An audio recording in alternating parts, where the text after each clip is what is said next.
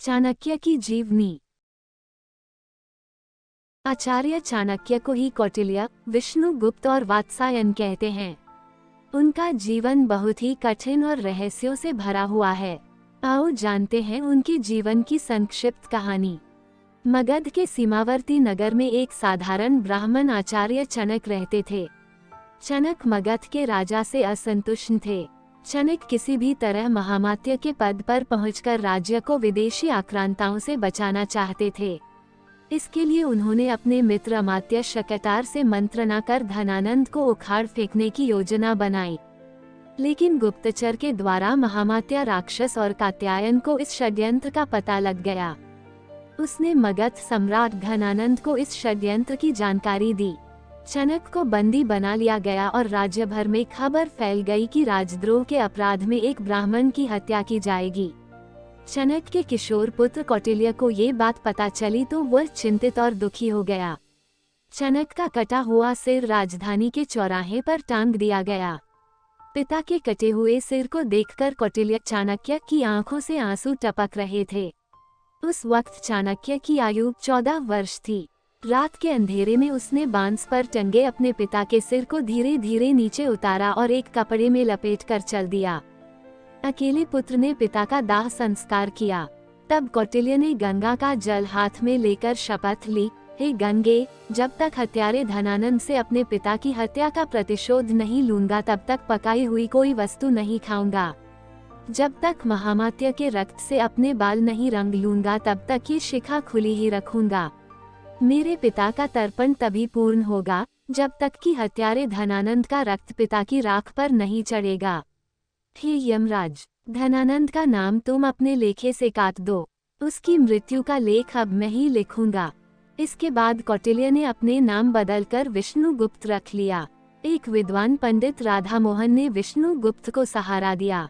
राधामोहन ने विष्णुगुप्त की प्रतिभा को पहचाना और उन्हें तक्षशिला विश्वविद्यालय में दाखिला दिलवा दिया।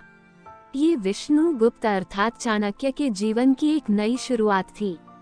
तक्षशिला में चाणक्य ने न केवल छात्र, कुलपति और बड़े बड़े विद्वानों को अपनी ओर आकर्षित किया बल्कि उसने पड़ोसी राज्य के राजा पोरस से भी अपना परिचय बढ़ा लिया। सिकंदर के आक्रमण के समय चाणक्य ने पोरस का साथ दिया। सिकंदर की हार और तक्षशिला पर सिकंदर के प्रवेश के बाद विष्णुगुप्त अपने गृह प्रदेश मगध चले गए और यहाँ से प्रारंभ हुआ उनका एक नया जीवन। उन्होंने विष्णुगुप्त नाम से शकटार से मुलाकात की। पिता का मित्र शकटार, जो अब बेहद ही वृद्ध हो चला था। चाणक्य ने देखा कि मेरे राज्य की क्या हालत कर दी है धनानंद ने। उधर विदेशियों का आक्रमण बढ़ता जा रहा है और इधर ये दुष्ट राजा नृत्य, मदिरा और हिंसा में डूबा हुआ है। एक बार विष्णुगुप्त भरी सभा में पहुंच गए। चाणक्य ने उस दरबार में क्रोधवश ही अपना परिचय तक्षशिला के आचार्य के रूप में दिया और राज्य के प्रति अपनी चिंता व्यक्त की। उन्होंने यूनानी आक्रमण की बात भी बताई और शंका जाहिर की कि यूनानी हमारे राज्य पर भी आक्रमण करने वाला है। इस दौरान उन्होंने राजा धनानंद को खूब खरी खोटी सुनाई और कहा कि मेरे राज्य को बचा लो महाराज। लेकिन भरी सभा में आचार्य चाणक्य का अपमान हुआ, उपहास उड़ाया गया। बाद में चाणक्य फिर से शकटार से मिलते हैं और तब शकटार बताते हैं कि राज्य में कई असंतोषी पुरुष और समाज है, उनमें से एक है चंद्रगुप्त। चंद्रगुप्त मुरा का पुत्र है। किसी संदेह के कारण धनानंद ने मुरा को जंगल में रहने के लिए विवश कर दिया था। अगले दिन शकटार और चाणक्य ज्योतिष का वेश धरकर उस जंगल में पहुंच गए जहां मुरा रहती थी और जिस जंगल में अत्यंत ही भोले भाले लेकिन लड़ाकू प्रवृत्ति के आदिवासी और वनवासी जाति के लोग रहते थे। वहां चाणक्य ने चंद्रगुप्त को राजा का एक खेल खेलते हुए देखा। तब चाणक्य ने चंद्रगुप्त को अपने जीवन का लक्ष्य बना लिया और फिर शुरू हुआ चाणक्य का एक और नया जीवन।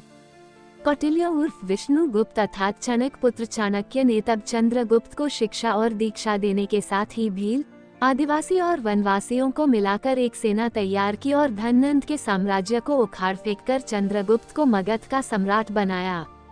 बाद में चंद्रगुप्त के साथ ही उसके पुत्र बिंदुसार और पौत्र सम्राट अशोक को भी चाणक्य ने महामंत्री पद पर रहकर मार्गदर्शन दिया। ऐसे हुई थी आचार्य चाणक्य की मौत। आचार्य चाणक्य की मौत एक रहस्य है। इतिहासकारों में इसको लेकर मतभेद है। हालांकि कुछ शोधकर्ता उनकी मृत्यु को लेकर 3 तरह की थ्योरी प्रस्तुत करते हैं। आओ जानते हैं कि आखिर आचार्य चाणक्य की मौत कैसे हुई थी। तारांकन चंद्रगुप्त मौर्य के पुत्र बिंदुसार मौर्य और उनके पुत्र सम्राट अशोक थे। आचार्य चाणक्य ने तीनों का ही मार्गदर्शन किया है। चाणक्य का जन्म ईसा पूर्व 371 में हुआ था, जबकि उनकी मृत्यु ईसा पूर्व 283 में हुई थी। चाणक्य का उल्लेख मुद्रा राक्षस, बृहत कथाकोश, वायु पुराण, मत्स्य पुराण, विष्णु पुराण, बौद्ध ग्रंथ महावंश, जैन पुराण आदि में मिलता है। बृहत कथाकोश अनुसार चाणक्य की पत्नी का नाम यशोमती था। तारांकन मुद्रा राक्षस के अनुसार चाणक्य का असली नाम विष्णुगुप्त था। चाणक्य के पिता चनक ने उनका नाम कौटिल्य रखा था। चाणक्य के पिता चनक की मगध के राजा द्वारा राजद्रोह के अपराध में हत्या कर दी गई थी। चाणक्य ने तक्षशिला के विद्यालय में अपनी पढ़ाई पूरी की। कौटिल्य नाम से अर्थशास्त्र एवं नीतिशास्त्र लिखा। कहते हैं कि वात्स्यायन नाम से उन्होंने ही कामसूत्र लिखा था। चाणक्य ने सम्राट पुरु के साथ मिलकर मगध सम्राट धननंद के साम्राज्य के खिलाफ राजनीतिक समर्थन जुटाया और अंत में धननंद के नाश के बाद उन्होंने चंद्रगुप्त को मगध का सम्राट बनाया और खुद महामंत्री बने। चंद्रगुप्त के दरबार में ही मैगस्थनीज आया था, जिसने इंडिका नामक ग्रंथ लिखा। चाणक्य के कहने पर सिकंदर के सेनापति सेल्यूकस की बेटी हेलेना से चंद्रगुप्त ने विवाह किया था। तारांकन आचार्य चाणक्य की मौत के बारे में कई तरह की बातों का उल्लेख मिलता है। कहते हैं कि वे अपने सभी कार्यों को पूरा करने के बाद एक दिन एक रथ पर सवार होकर मगध से दूर जंगलों में चले गए थे और उसके बाद वे कभी नहीं लौटे। कुछ इतिहासकार मानते हैं कि उन्हें मगध की ही रानी हेलेना ने जहर देकर मार दिया गया था। कुछ मानते हैं कि हेलेना ने उनकी हत्या करवा दी थी। तारांकन कहते हैं कि बिंदुसार के मंत्री सुबंधु के षड्यंत्र के चलते सम्राट बिंदुसार के मन में ये संदेह उत्पन्न किया गया कि उनकी माता की मृत्यु का कारण चाणक्य थे। इस कारण धीरे धीरे राजा और चाणक्य में दूरियां बढ़ती गई और एक दिन चाणक्य हमेशा के लिए महल छोड़कर चले गए। हालांकि बाद में बिंदुसार को इसका पछतावा हुआ। एक दूसरी कहानी के अनुसार बिंदुसार के मंत्री सुबंधु ने आचार्य को जिंदा जलाने की कोशिश की थी, जिसमें वे सफल भी हुए। हालांकि ऐतिहासिक तथ्यों के अनुसार चाणक्य ने खुद प्राण त्यागे थे या फिर वे किसी षड्यंत्र का शिकार हुए थे, ये आज तक साफ नहीं हो पाया है। इस कहानी को ध्यान से सुनने के लिए धन्यवाद। इस चैनल को सब्सक्राइब करें, लाइक करें और शेयर जरूर करें। मिलते हैं अगले एपिसोड में एक नई कहानी के साथ।